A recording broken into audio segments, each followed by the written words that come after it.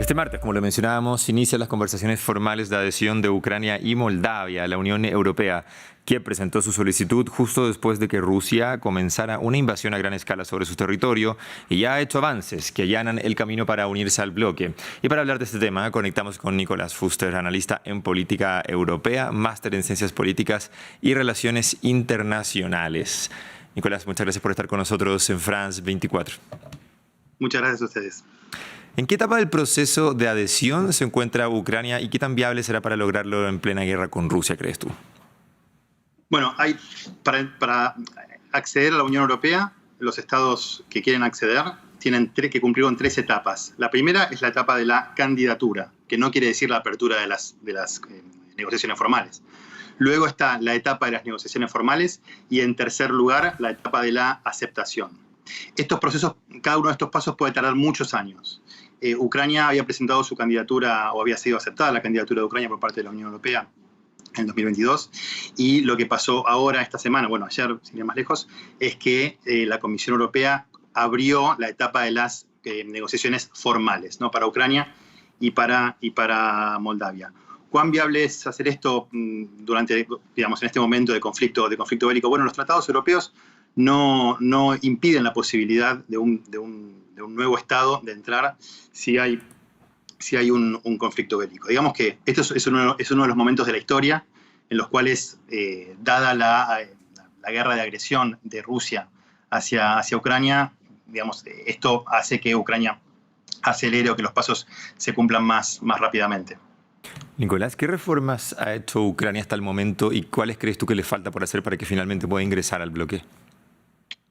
Bueno, Ucrania hizo la Rada, el Parlamento ucraniano viene trabajando, no obstante el contexto extremadamente difícil, viene trabajando de una manera impresionante. Cada pedido de la Unión Europea, de la Comisión Europea, es resuelto rápidamente por el Parlamento ucraniano, con un gran apoyo de las fuerzas políticas en el Parlamento. La mayoría de los cambios que se dieron tienen que ver con mercado interno, con economía, también con Estado de Derecho. Todavía, igualmente, el camino de las reformas tiene todavía una gran parte del trayecto para ser cumplida, en especial en lo que tiene que ver con corrupción y con crimen organizado. Pero el ritmo de las reformas que Ucrania está realizando es realmente admirable y es muy bien percibido por Bruselas. ¿Crees tú que podría cambiar el curso de la guerra hoy día ante una eventual membresía de Ucrania al bloque? ¿O ves dificultades para que esto produzca finalmente un fin al conflicto, para que realmente haya una tangente en lo que vemos hoy en día? Y creo que sería, a ver, como dijimos antes, estos procesos tardan años. Yo espero que antes de que Ucrania entre a la Unión Europea se resuelva la guerra, ¿no? Porque realmente lo que estamos viendo, la cantidad de destrucción y de muerte, es demasiado. Si cambiaría el curso de la guerra, bueno, los tratados de la Unión Europea tienen una cláusula que es una cláusula de defensa común. Por lo tanto, si Ucrania fuera un miembro pleno de la Unión Europea, o si algún país no europeo atacara a un país de la Unión Europea, el resto de los países de la Unión Europea estarían obligados a brindar asistencia. Y esto podría incluir el uso de la fuerza, ¿no? Entonces, digamos que por un lado, el ataque de Putin a Ucrania acelera el proceso de Ucrania de adhesión a la Unión Europea.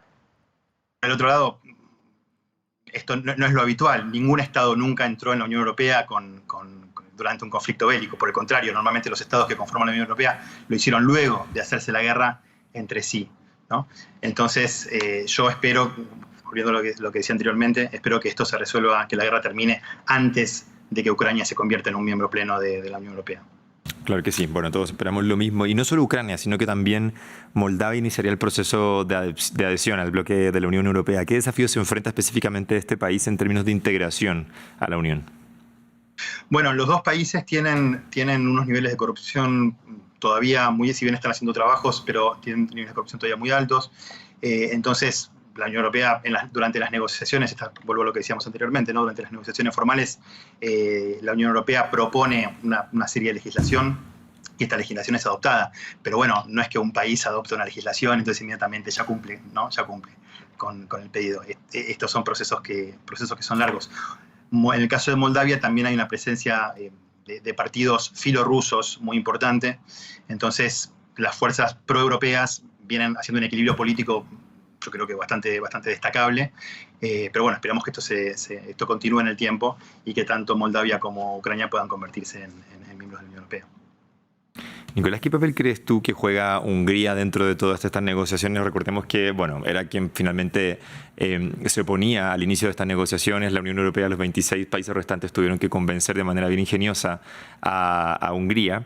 Y Hungría además es uno de los principales aliados de Rusia, justo ahora que asume la presidencia rotatoria de 6 meses del bloque. ¿Cuál crees tú que es el papel fundamental o principal que está jugando hoy en esta negociación? ¿Y qué tanto podía trancarla quizás? Es cierto lo que decías recién, ¿no? Que Orbán es el aliado de Putin, es el mejor amigo de Putin dentro de la Unión Europea.